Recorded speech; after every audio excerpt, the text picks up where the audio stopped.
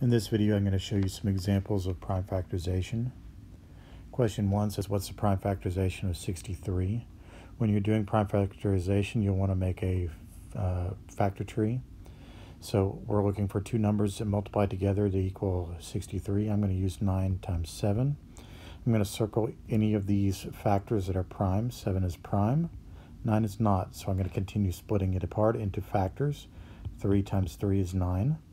3 is prime. So my prime factorization is 3 times 3 times 7, or 3 squared times 7.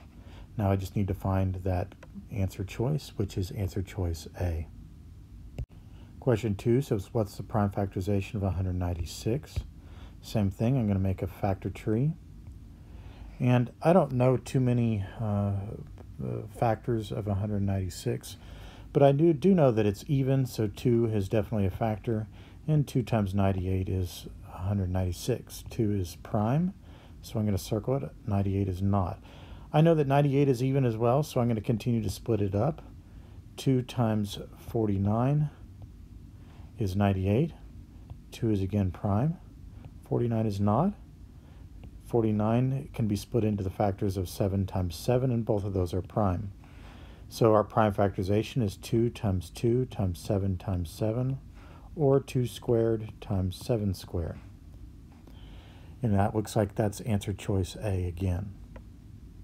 Question 3 asks you to find the prime factorization for 130. I'm going to choose 13 times 10 this time, but I'm also going to do another one that's 2 times 65. Just to show you that your starting point isn't really going to matter here. As long as you choose two factors that multiply together to equal 130, you're going to be fine. 13 is prime, 10 is not. 2 times 5. 2 is prime, 5 is also prime.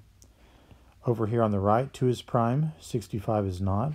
13 times 5, and 13 is prime, and 5 is also prime. Notice in both examples, our prime factorization is 2 times 5 times 13.